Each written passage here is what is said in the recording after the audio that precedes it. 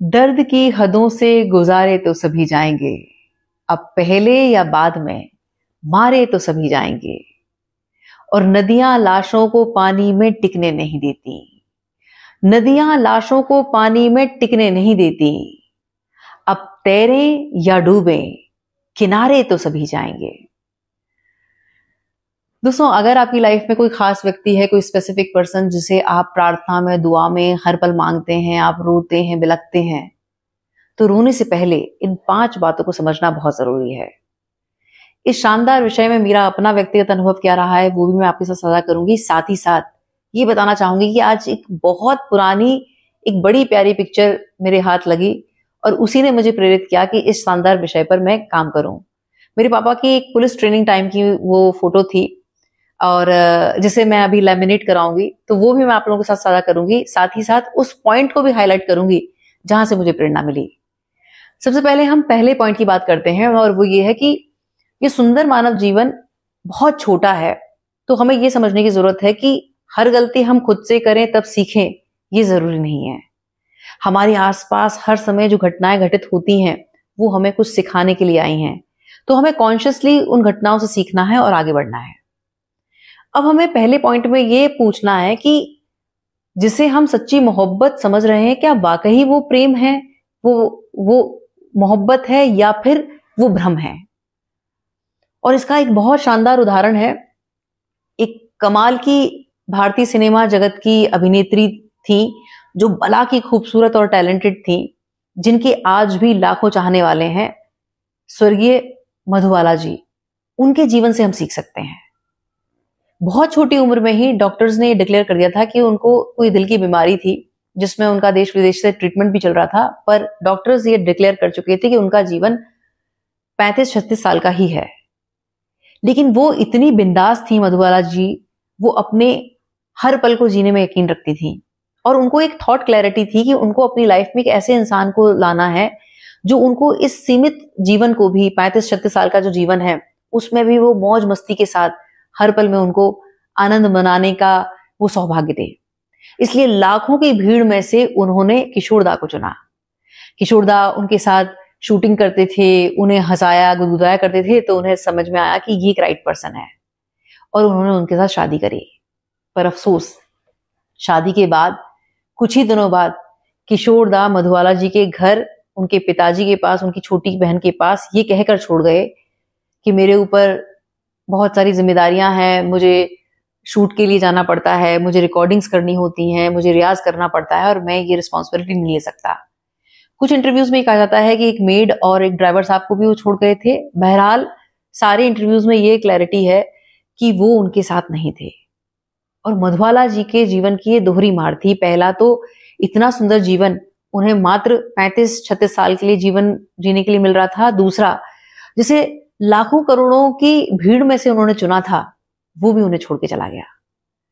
तो यहां यह समझने की जरूरत है कि वो लोग भी मोहब्बत में ठुकराए गए हैं जो लोग सिर्फ मोहब्बत में सीने से लगाने के लिए थे। तो जब इतनी बला की खूबसूरत अभिनेत्री, इतनी टैलेंटेड अभिनेत्री जिसे पता है कि उसका जीवन मात्र 35-36 साल का है, उसे भी भ्रम मिला, प्रेम नहीं मिला, तो हमें ईश्वर से यह प्रार्थना करने की जरूरत है कि हे प्रभु, आप हमारे जीवन की बिगर पिक्चर को जानते हो, तो जो राइट पर्सन है वही मेरे जीवन में आए। इस तरह के भ्रम से मुझे दूर रखें। और अगर किसी के प्रति मेरा आकर्षण है, मेरा मोह है और वो राइट पर्सन नहीं है, तो मुझे उससे डिटैच कर दें। ये सबसे सुंदर प्रार्थना है। फिर जो राइट पर्सन होगा वो टिकेगा और जो नहीं होगा वो अपने आप चला जाएगा। और अगर वो नियति का भी पार्ट है तो भी भगवान शक्ति सामर्थ्य देंगे, क्योंकि हम प्रार्थना पहले कर चुके हैं। अब दूसरा जो एग्जाम्पल है वो मेरी ही लाइफ का है। ये बात है, जब मैं 15 साल की थी, मैंने बोर्ड्स के एग्जाम्स दिए थे। हम लोग कानपुर गए थे अपनी मौसी के यहाँ। तो वहीं मेरी मम्मी की एक फ्रेंड थी, उनको भी हम मौसी कहते हैं। तो वो 5 बहनें थी। अच्छा, उनके घर का जो माहौल था वो उस तरह का था, हम साथ साथ हैं, हम आपके हैं कौन की जैसी मूवीज में जो हंसी मजाक और गाना बजाना होता है उस तरह का है। और वो मेरी हमेशा से चाहत थी कि इस तरह का माहौल मुझे मिला होता। मैं जिस परिवार में पली बड़ी हूँ वहां पर एक बहुत साधारण सा परिवार है जहां पर जेंट्रीज बटी हुई होती हैं, भाई अलग खेल रहे हैं, बहनें अलग हैं, घर के बुजुर्ग जो पुरुष हैं वो अलग हैं, और जो महिलाएं हैं वो अलग हैं।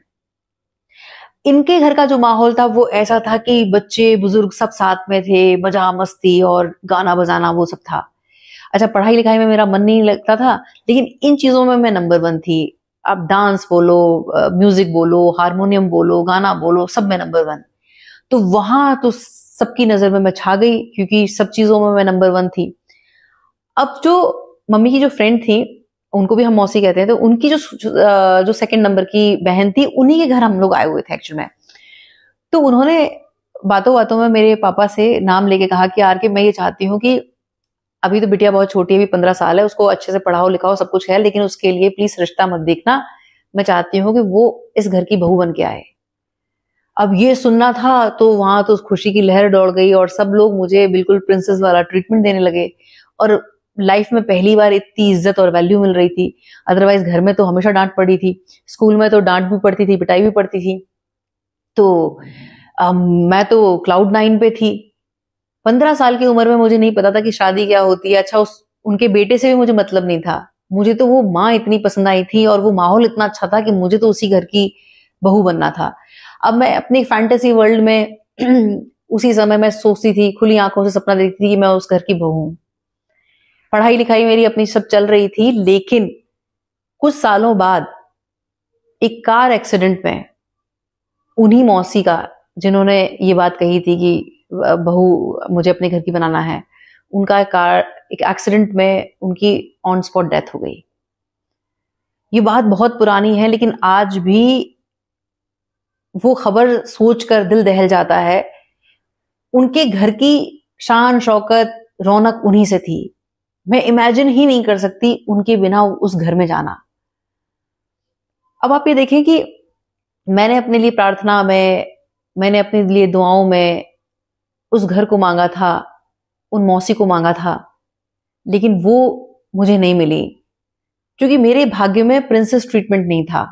हमें भाग्य से वही मिलता है, नियति से वही मिलता है जो हमारा प्रारब्ध तय करता है। जब हमारे कर्मों का हिसाब किताब हमें यहाँ करना होता है, तो इस जन्म में हमें वैसे ही चैलेंजेस मिलते हैं और हमें उसको ग्रेस के साथ एक्सेप्ट करना है। मैं अपनी लाइफ के लिए प्रिंसेस ट्रीटमेंट चाहती थी, लेकिन मुझे मेरे भाग्य और नियति ने शोल शॉक्स दिए। उस समय अगर मैं फ्लैशबैक में जाके देखूं तो मेरी लाइफ में जो सोल्स आई, जिन्होंने मुझे ट्रिगर्स दिए, ट्रॉमास दिए, वो मुझे देखने से मेरी लाइफ में विलन लगती थी।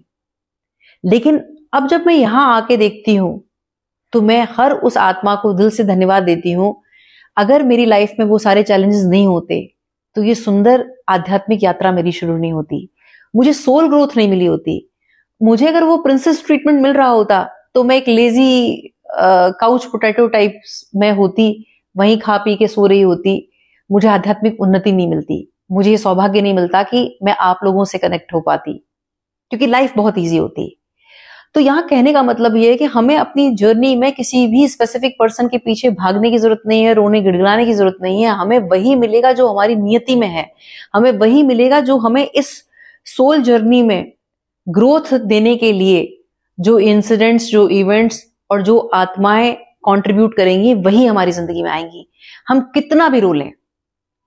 इस पर बड़ा अच्छा शेर है कि वो कहते थे रोने से नहीं बदल सकते नसीब, वो कहते थे रोने से नहीं बदल सकते नसीब, उनकी इस एक बात ने हमें उम्र भर रोने ना दिया। और दोस्तों, सबसे सुंदर बात यह है कि हमें लगता है कि हम अपनी लाइफ के हीरो हैं और दूसरे विलन हैं, लेकिन फैक्ट ये है कि अगर उनकी लाइफ से उन्हें देखा जाए तो वो अपनी लाइफ के हीरो हैं और उनकी लाइफ में हम भी विलन हैं, क्योंकि हम भी बहुत लोगों की जिंदगी में इस तरह का रोल निभा रहे हैं। इसलिए यहां पर हमें जजमेंटल नहीं होना है, सिर्फ सोल ग्रोथ के ऊपर ध्यान देना है और अपनी लाइफ से लर्निंग लेनी है और आगे बढ़ना है। अब तीसरा पॉइंट, जिसमें मैं वो फोटो की बात कर रही थी, ये एक बहुत कमाल का पॉइंट है और इसे बहुत ध्यान से समझने की जरूरत है। ये फोटो मेरे पापा की ट्रेनिंग टाइम की है। इसमें जो सेंटर में है वो मेरे फादर साहब हैं और ये उनका पुलिस ट्रेनिंग का फोटो है। अब हमें यहां ये समझने की जरूरत है, बहुत फोकस के साथ इस बात को समझना है कि घोड़े देखने में सारे घोड़े लगते हैं, लेकिन सबकी ब्रीड और सबका पर्पस अलग है। रेस कोर्स के घोड़े अलग हैं, ट्रेनिंग्स में यूज करने वाले घोड़े अलग हैं, बारात में चलने वाले, बारात में जो घोड़ा वो जिस पे दूल्हा बैठता है वो घोड़े अलग हैं, और धार्मिक यात्राओं में जो यूज करे जा रहे हैं घोड़े वो अलग हैं। हम कहते सबको घोड़े हैं, लेकिन सबका कैलिबर, सबका पोटेंशियल अलग है और सबका यूज अलग अलग है।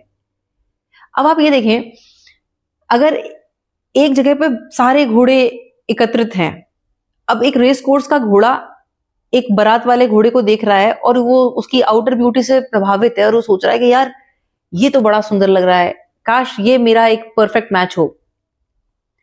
अब आप ये देखें कि रेस कोर्स में जो घोड़ा जो दौड़ रहा है उसका पोटेंशियल, उसका कैलिबर क्या है, और ये जो बारात वाला जो घोड़ा है जिसकी आदत में है कि पहले बारात नाचेगी, फिर वो 2 कदम चलेगा, फिर बारात नाचेगी, फिर 2 कदम चलेगा, क्या इन दोनों का कोई मैच है? दोस्तों, कई बार ऐसा होगा कि आपको जो पसंद आ रहा है वो धार्मिक यात्राओं में जो प्रयोग हो रहा है वो खच्चर है, वो घोड़ा भी नहीं है जिसे आप घोड़ा समझ रहे हैं। इसी तरह से कई बार हम आउटर ब्यूटी से इतने प्रभावित हो जाएंगे, पर वो आपके कैलिबर और पोटेंशियल का नहीं है। आप रेस कोर्स के घोड़े हैं। आपके लिए जो फ्यूचर में जो विजन है ईश्वर का, आपकी लाइफ में जो चैलेंजेस आने हैं, उसके लिए आपको जो पार्टनर ईश्वर देना चाहता है वो आपके ही कैलिबर, आप ही के पोटेंशियल का देना चाहता है, और आप प्रभावित हो रहे हैं आउटर ब्यूटी से जो सजा सवरा है, जो बारात का घोड़ा है। आपको कोई ऐसा व्यक्ति पसंद आ रहा है। अब ऐसे में आप कितनी भी प्रार्थना कर लें वो आपको नहीं मिलेगा, क्योंकि ईश्वर जानता है कि आपका जो पोटेंशियल है उसके लिए राइट पर्सन वो आपको, आप जब कुछ टेस्ट पास कर लेंगे तब मिलेगा, और वो तब मिलेगा जब आप अपने विजन को लेके क्लियर हैं और आप अपने उस कर्म को कर रहे हैं, किसी के पीछे भाग नहीं रहे हैं, तब अपने आप मिलेगा, उस यात्रा के दौरान मिलेगा। बस सिर्फ अपने पोटेंशियल पे काम करना है और आगे बढ़ना है। अब चौथा जो पॉइंट है उसमें यह है कि 2 सिचुएशन होंगी जिसमें यह होगा कि एक समय आपके पास ऐसा होगा कि जहां आपको करियर भी बनाना है और वहीं आपको लगेगा कि यार मैं अपने सच्चे प्यार से मिल चुका हूं। अब आप अपना वो करियर छोड़कर उस प्यार के पीछे भागेंगे, पर नियति कुछ और तय करे बैठी है। नियति जानती है, ये बिल्कुल वैसे है कि जैसे एक कंपनी जिसने प्रोडक्ट बनाया है वो जानती है कि उस बारीकी को जानती है कि इस प्रोडक्ट का बेस्ट यूज क्या हो सकता है। तो जिस ईश्वर ने आपको बनाया है वो जानता है कि यार इसके अंदर वो पोटेंशियल है कि ये आईएएस ऑफिसर बन सकता है, ये आईपीएस ऑफिसर बन सकता है। इसलिए वो जो मोहब्बत आपको आकर्षित कर रही है उससे आपको दूर कर दिया जाएगा। आपका हार्ट ब्रेक होगा, आपको ट्रॉमास फेस करने पड़ेंगे, लेकिन वो कुदरत, वो नियति आपको मार्गदर्शन देगी। आपको अपना वो टेस्ट पास करना है। जब आप वो टेस्ट पास कर लेंगे तो हो सकता है ट्रेनिंग पीरियड में ही आपको कोई आपका सोलमेट मिल जाए, या फिर जहां आपने ज्वाइनिंग की है वहां आपको सोलमेट मिल जाए। पर आपने जब वो डिवाइन टेस्ट पास किया है और उस पोटेंशियल से आप जुड़े हैं, आप मानव कल्याण हित में आप सर्व करने के लिए तैयार हैं, तब आपको पार्टनर अपने आप मिल जाएगा। तो यहां भी रोने गिड़गिड़ाने की जरूरत ही नहीं है।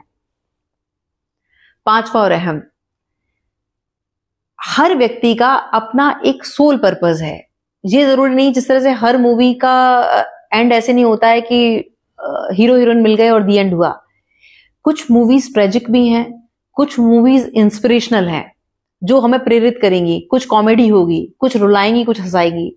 तो हर आत्मा का अपना एक सोल पर्पस है।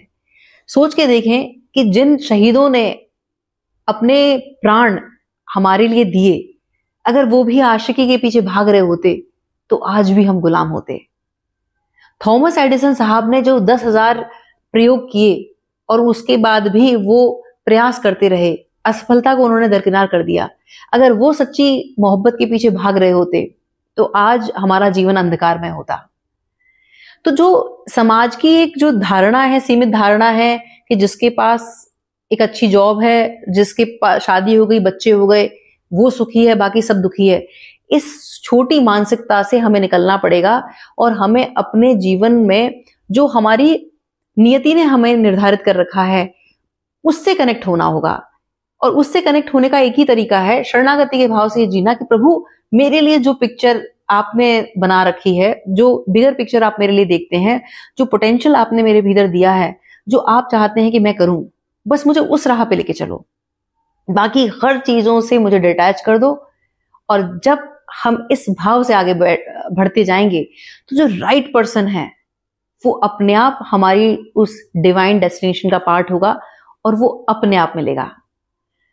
अंत में मैं ये कहना चाहूंगी कि इतनी शिद्दत से बस तू निभा अपना किरदार, पर्दा बेशक गिर जाए पर तालियां बजती रहें। तो अपने जीवन का आधार ईश्वर को बनाए और सिर्फ शरणागति के भाव से अपने सोल पर्पस को मांगे और फिर राइट पर्सन जो होगा वो अपने आप कनेक्ट होगा। बहुत बहुत आभार। नमस्कार।